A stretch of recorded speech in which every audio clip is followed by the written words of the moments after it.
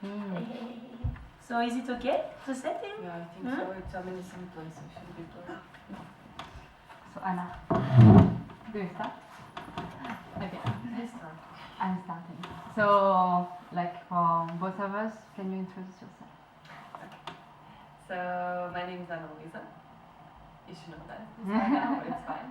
I'm Portuguese. I was born in Porto. About the travel, I had a lot of difficulty because it's like you're doing this now and with these people now, and when it comes to September, we're all gonna separate. So I felt like I was really hungry to leave everything, which made me not leave anything. So there was a lot of times that I was feeling really confused and thinking more about the future than the present, or I just wasn't feeling anything. We had a few moments that I had to stop a few seconds, like this is pretty incredible. Actually, all of them it's really too both. Oh la la. There's one moment in Eger when we were in a nomad camp, and there was this like mirador. I don't know exactly how it's called Vodafone. And we were up there with a bottle of wine. I remember we were talking about everyone that was back in the camp because it was like filled with like really cool people, like characters. They're all different, and we were laughing about different situations because they're really funny. And I know it was a really true moment that I was laughing, my lungs off, and really like I remember laughing, like falling on the floor. And it was the three of us alone. It was getting really dark, and with the mountains, and like our friendship was there in that moment. And while I was performing, I remember feeling a lot of power. It's really strange. If you do it without fire, honestly, I get bored.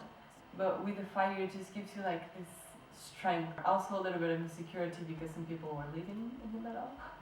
And I would forget my choreography very often. If I go back and try to remember some moments before the travel, I was very different. And one of the biggest things, except the emotional part, which I will still try to figure out because it keeps changing every day, it was especially the permaculture course. It changed me a lot, like in a more like obvious way. I started to have this like different set of mind that I want to be able to do everything that I own, and I don't want to own so many things. And this set of mind of no waste. We had awesome moments and we learned a lot, but it made me rethink, traveling with friends. I always thought you should travel with your best friend because a lot of people told me be careful with it, and now I understand how it works. It made me rethink about friendship in general because I always think friendship you should give everything of yourself, and I felt like doing that it hurt the friendship. Like there needs to be I learned that maybe there needs to be a limit. It's not a regret, but something that made me change. I wouldn't make the same decision in the future. It could be a roller coaster.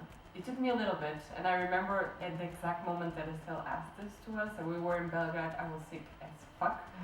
It was gonna start to rain, I had everything on me, I had something to hear, and I was like, oh, why are you asking that to me now? I remember it was roller coaster because it's exactly the feeling. It's like amazing things, bad things, unexpected, the saving all the money. Yeah, it's roller coaster because it's way too many things to even point out. The travel was like this. I would recommend people to do it. I think it's a really good experience, but don't drop everything you have in life because you might get really disappointed at the end.